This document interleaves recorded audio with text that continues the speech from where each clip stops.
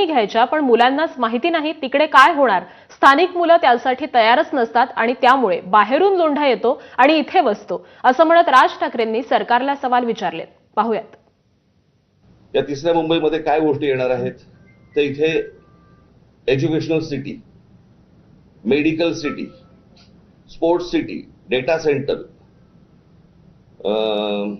Global capability centre, म्हणजे इथे तिसऱ्या मुंबईमध्ये तुम्हाला काय आणायचंय हे महाराष्ट्राला माहिती आहे का? महाराष्ट्राची मुलं मुली तयार आहेत का या गोष्टींसाठी?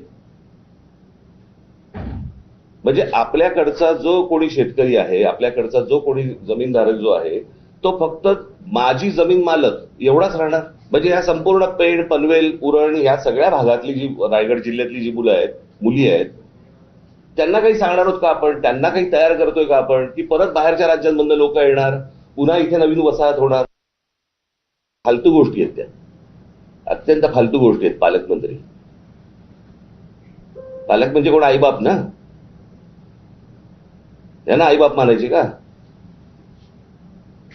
माझं मत आहे, सरकार नावाची एक गोष्ट असते. सरकारने ह्या गोष्टींचे निर्णय घ्यायचे असतात.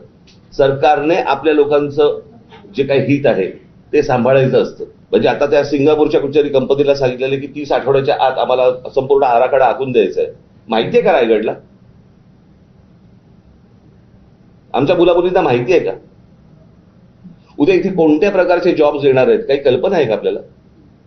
काही माहिती नाहीये. रस्ते करायचे नाहीत, उद्योग कुठचे येतात ते दाखवायचे नाहीत, सांगायचे नाहीत, सगळं लपवून ठेवायचं.